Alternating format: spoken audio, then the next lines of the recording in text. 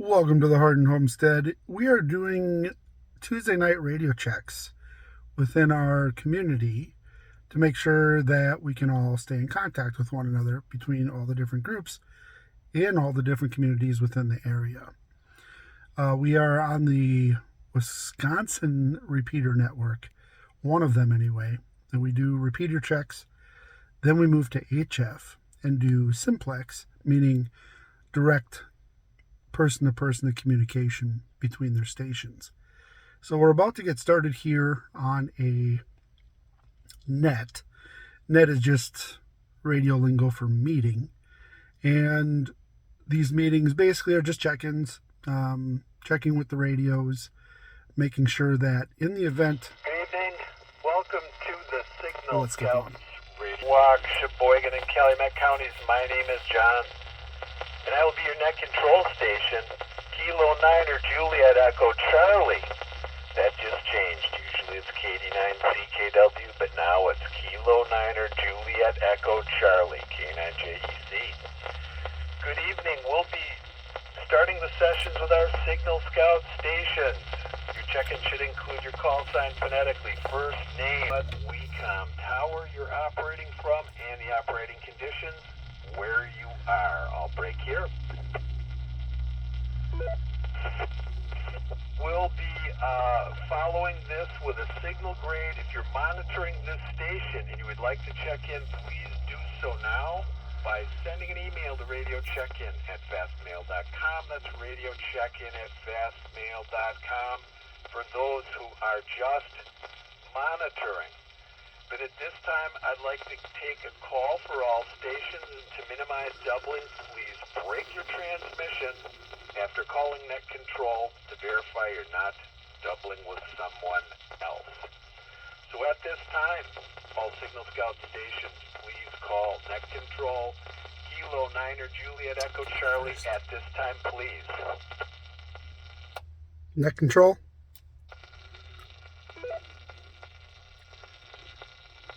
Net control, this is KD9NOB, Kilo Delta 9, November Oscar Bravo, on the Plymouth repeater, checking in. You hear Ed A. Strong, 5'9", you're sounding great. How are the conditions where you are? What's happening out there? Conditions are fair. Everything's fine over here in the Kiel area. Enjoying some of the more pleasant weather, even though it is a little bit chilly. And training. Been doing a lot of training this week. Getting back out, enjoying the sunshine. That sounds like a great plan. Again, a good night to be operating. Pleasure having you here, and you sound super clear. That's a strong 5'9". Thanks again for checking in. You're quite welcome. I already forgot your new call sign. But congratulations on that, by the way. KD9NOB, going clear. That would be Kilo 9 or Juliet Charlie. I'm putting the Vanity and Vanity Ham license. Those are my initials there on the end, so we had to get it. But thanks for noticing. I'll go back to the interesting people here. Any stations wishing to check in, please call net control at this time. WE9. So the repeater's doing its own broadcast.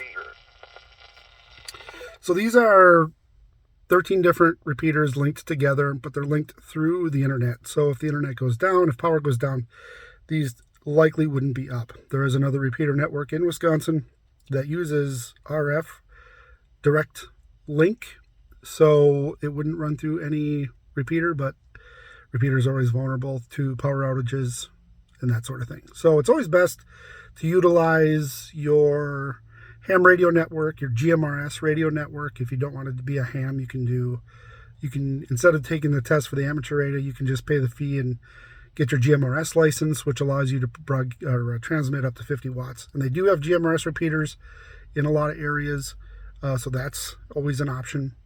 You could use your, small handheld radios you get at your big box stores and such. Those a lot of times will work pretty good in a small area.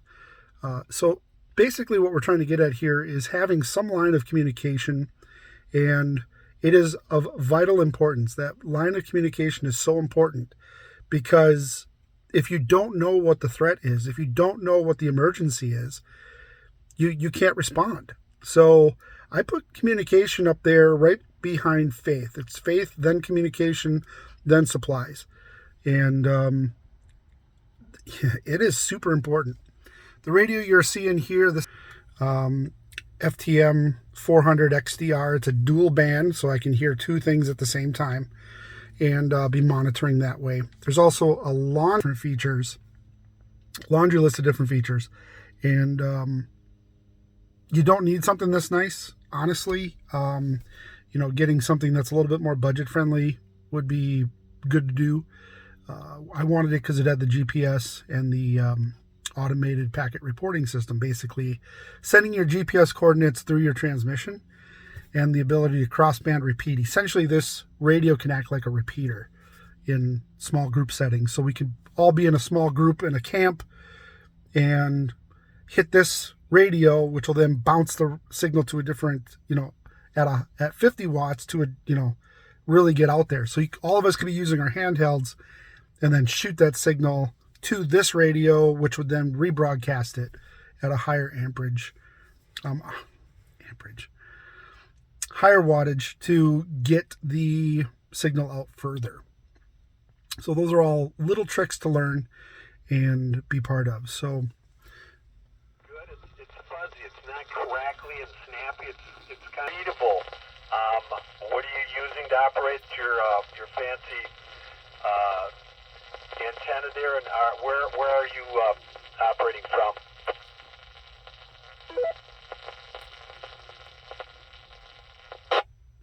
Yeah, I'm in my usual spot here in the middle of Van Dyne. I'm kind of nothing special. I still don't have any way of getting higher yet.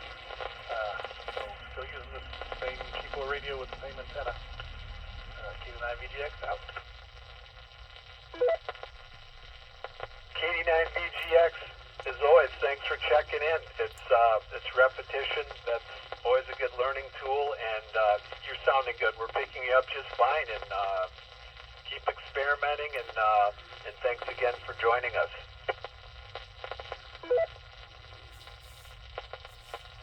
This time for any station, any operator. So that was Rob in a remote location with just a small, simple $30 radio and I think like a $20 antenna upgrade.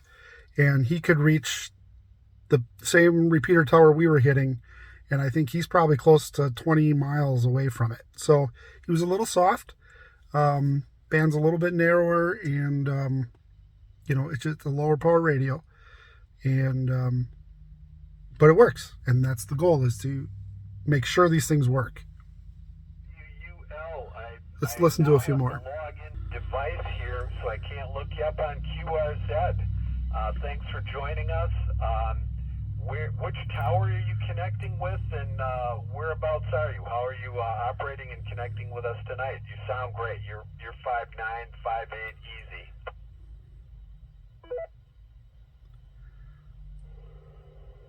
10-4, thank you for that.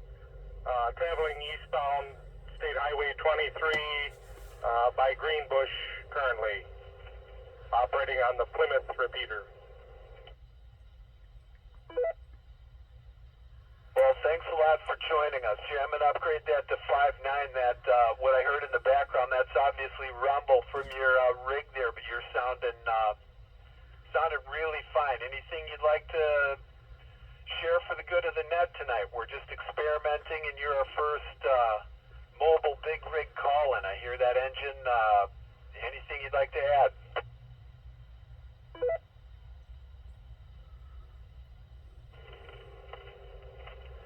New to the hobby here of ham radio.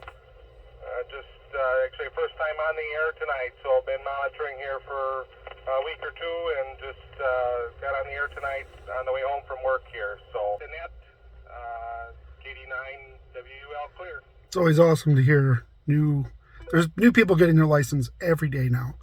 It is fantastic. Awesome. I have here finally Jacob, and I see the tech class license 316 of this year, and I want to congratulate So he you just got it.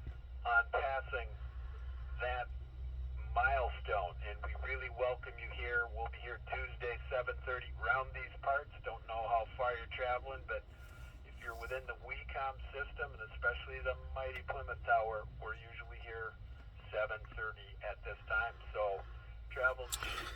So that gives you a little bit of an idea of what this is. If you want to check out the links below, we'll post where you can start your ham radio journey. We'll post where in our community we post our nets, because this is on HF2. And so after the repeaters are done, then we move to high frequency, which is direct communication. And sometimes they check in, from Wisconsin to Ohio or even further.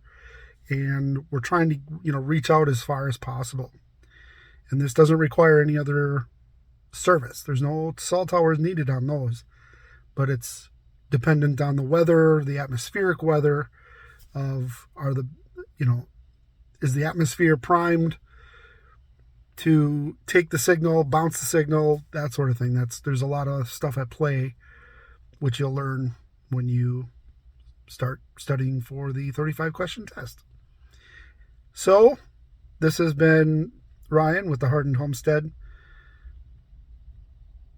I'm glad some of you made it to the end here and appreciate your support.